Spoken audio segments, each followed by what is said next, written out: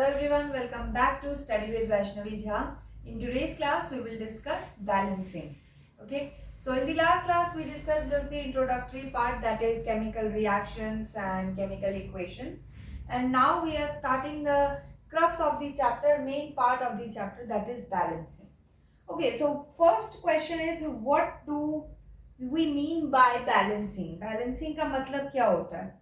So आपने देखा होगा वो सब्जी वाले के पास तराजू होता है, वो दोनों साइड पे बैलेंस करता है, इधर से वेट में बैलेंस करता है और इस तरफ से जो भी आप ले रहे हैं वो, तो दोनों का मास जब भी बराबर हो जाता है तभी वो बैलेंस हो गया and he gives you the product. Same चीज यहाँ पे बैलेंसिंग में होती है. यही हम किस में करते हैं?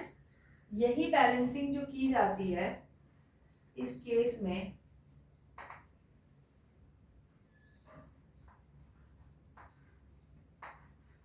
ये बैलेंसिंग किसकी की जाती है? नंबर ऑफ एटम्स की.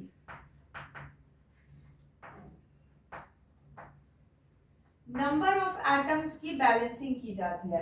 अब आपको पता है कि केमिकल रिएक्शन में जो एरो के लेफ्ट साइड में लिखते हैं उसे हम कहते हैं रिएक्टेंट्स, और जिसे हम एरो के राइट साइड में लिखते हैं that we called as product, right? तो अब हम क्या करते हैं? What do? We balance the number of atoms on reactant and product side. Reactant और product की साइड पे number of atoms को बैलेंस करते हैं, इक्वल करते हैं, और उसी को कहा जाता है balancing. So you can write the definition that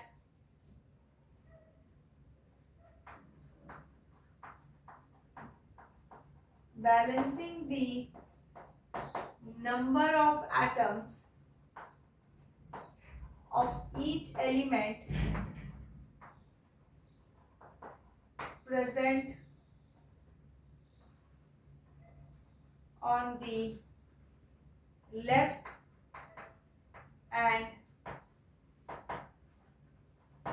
right side of the reaction.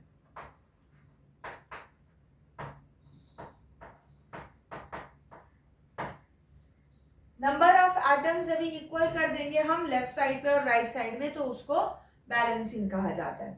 Now why balancing? करना क्यों है ऐसा? Why we have to do balancing? So basically there is a rule in chemistry that you must have studied in class 9, that is law of conservation of mass. So वही law of conservation of mass को satisfy करने के लिए we have to balance the equation. Like for example, you have studied that if A plus B product is suppose C. So इसमें आपने क्या पढ़ा है लॉ ऑफ कंजर्वेशन ऑफ मास में?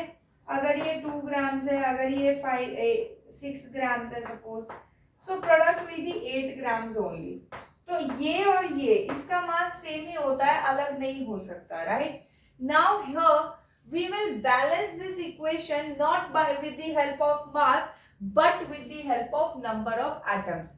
Numbers को बराबर करना it is more convenient than mass. ठीक है, तो हम नंबर बराबर करते हैं, नंबर ऑफ एटम बराबर करते हैं. जैसे लेफ्ट हैंड साइड पे 2 हाइड्रोजन है तो राइट हैंड साइड पे भी 2 हाइड्रोजन करने की कोशिश करते हैं ताकि वो दोनों मास और सेम हो जाए, राइट? सो ये होता है balancing. And why it is done? To satisfy the law of conservation of mass. Now how to do it? कैसे बैलेंस करते हैं? तो हम इक्वेशंस लेते हैं कुछ कुछ और ट्राई करते हैं उनको बैलेंस करने का.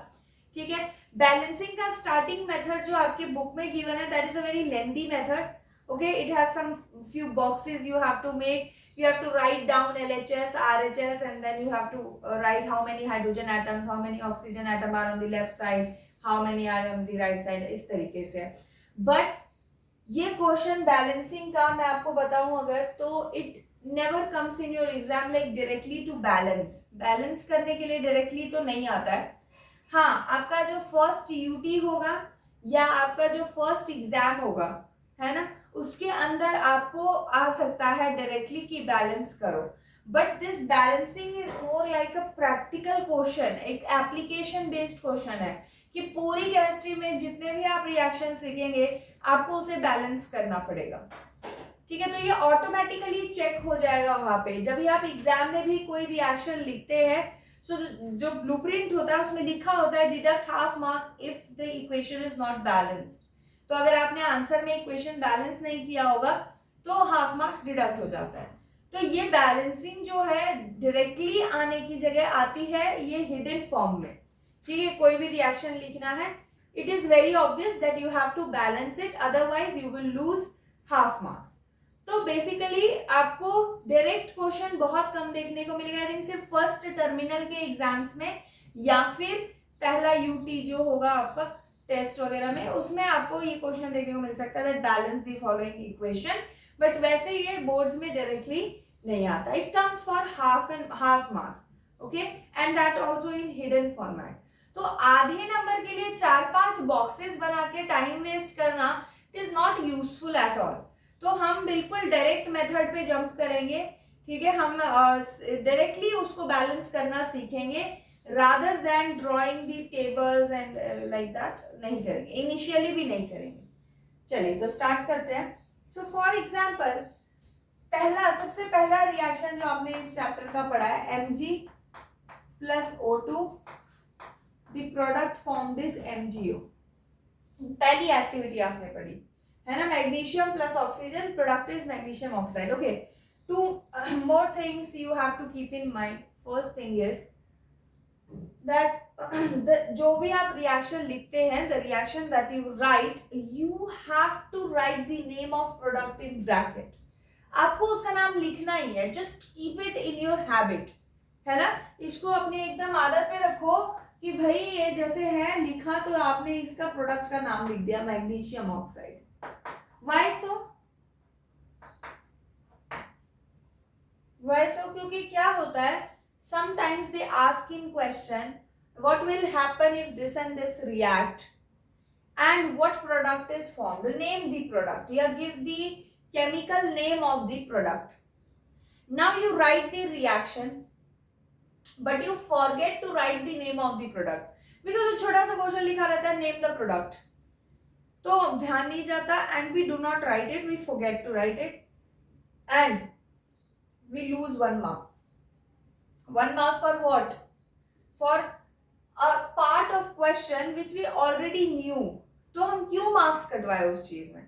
तो आदत में रखो, अगर आप अलग से मेंशन नहीं भी करते हैं तो भी अगर आप यहाँ लिखने की आदत है आपको, तो एनीवे आंसर आपको चला ही गया है, इवन इफ यू फॉरगेट। और ये बहुत होता है, ठीक है, तो इसका ध्यान रखेंगे, अपनी आदत में इनकलकेट करो that you have to write the name of the product anyway, ठीक है।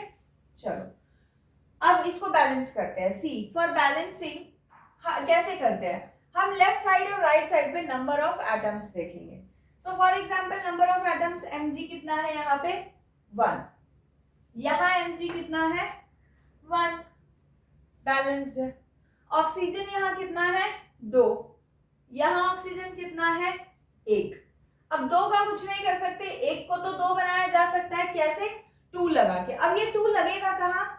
ये 2 लगेगा यहाँ लगेगा 2, और it's just like the bracket of maths.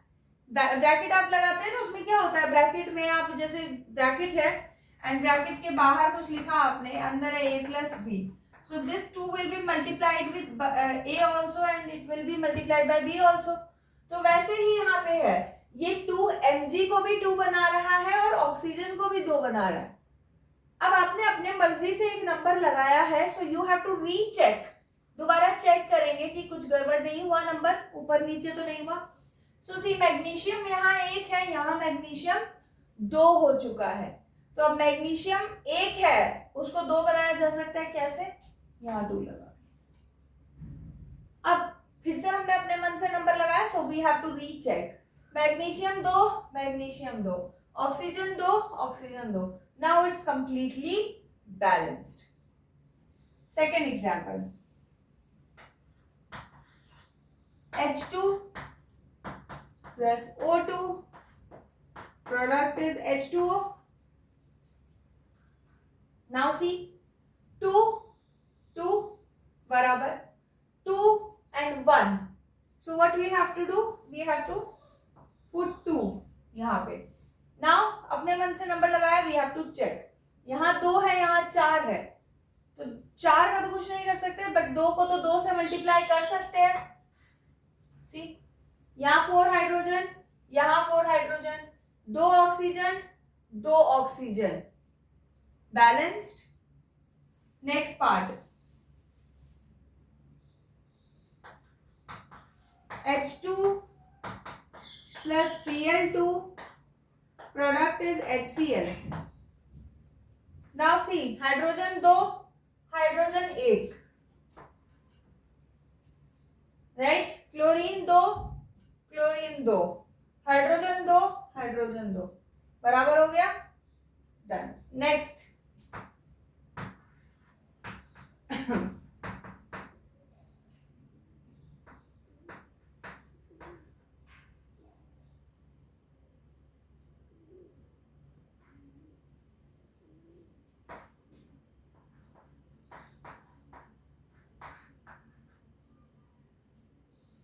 now look at this reaction, calcium 1, calcium 1। अब ऑक्सीजन आप सोचेंगे कितना है, तो देखिए लेफ्ट हैंड साइड पे आपको देखना है। ऐसा नहीं है कि आप इसे चेक कर रहे हैं तो आप इसी का ऑक्सीजन लेंगे, नहीं। You have to check on the left hand side of the arrow and on the right hand side of the arrow. तो लेफ्ट हैंड साइड पे कितना है, 1 और 2, 2 ऑक्सीजन, यहाँ पे 2 ऑक्सीजन, हाइड्रोजन 2 है, हाइड्रोजन 2 है। This equation is perfectly balanced equation, balanced है बराबर से। नेक्स्ट क्वेश्चन पे चलते हैं।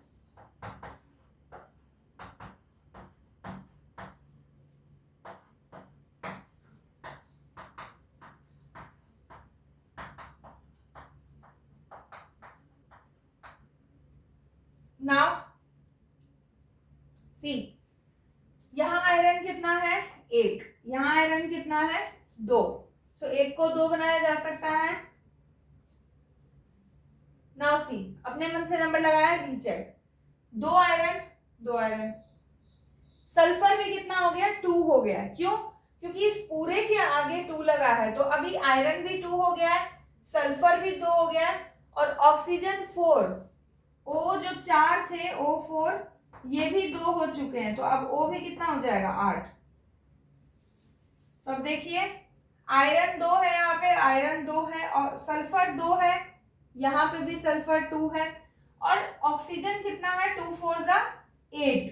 सो यहाँ पे ऑक्सीजन कितना है, 3 plus 2 5, 5 plus 3 8. So now this equation is balanced. You just have to put 2 in front of FeSO4. Product क्या है, ferric oxide, sulphur dioxide.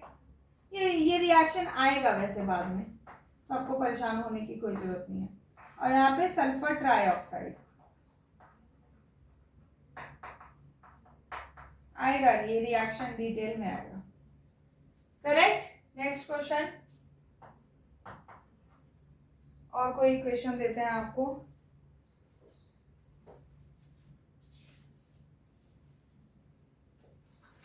Fe plus H2O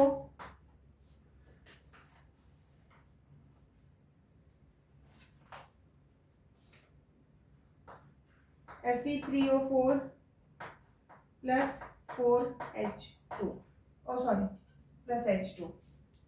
See now this equation, iron यहाँ पे 1, यहाँ पे 3, very simple, यहाँ 3 लग जाएगा। Iron यहाँ 3, यहाँ 3। अब आ जाते हैं किस पे, ऑक्सीजन पे। ऑक्सीजन यहाँ 1 है, यहाँ 4 है, so what to do now, put 4 in front of this. Oxygen यहाँ 4 हो गया, यहाँ भी 4 है, एंड हाइड्रोजन यहाँ कितना हो गया, 4 2 जा 8, एंड हियर हाइड्रोजन इज 2। 2 को 8 बनाने के लिए क्या कर सकते हैं, 4 से multiply, so here 4। Now this equation is balance. तो बहुत ही सिंपल है, बैलेंसिंग में ऐसा कुछ भी नहीं है जो आपको नहीं आए समझ में। It's very simple, just you have to balance the equations on both the sides of the arrow. इसका आप स्क्रीनशॉट ले लीजिए।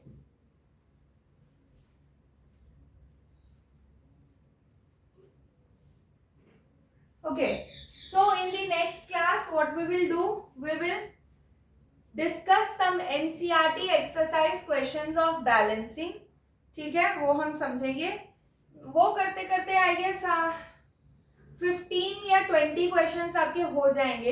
एंड आई डोंट थिंक कि 20 क्वेश्चन करने के बाद आपको बैलेंसिंग में कोई भी प्रॉब्लम होनी चाहिए. ओके, बट अगर फिर भी आपको बैलेंसिंग में समझ में कुछ नहीं आता है, you can put it in the comment section. मैं उसको देखूंगी और आपका डाउट क्लियर करने की कोशिश करूंगी. और होगा तो दोबारा भी मैं इस टॉपिक को ले लूंगी. वैसे आई डोंट थिंक दैट होगा कोई doubt, because this is a very simple and very easy topic. Okay, first topic है, बहुत ही इजी टॉपिक है, तो आई गेस हो जाएगा. नहीं भी होगा तो कोई चक्कर नहीं, आप डाल दीजिएगा कमेंट सेक्शन में. I will go through it and rest. Thank you for your patient hearing and see you in the next video. Bye bye.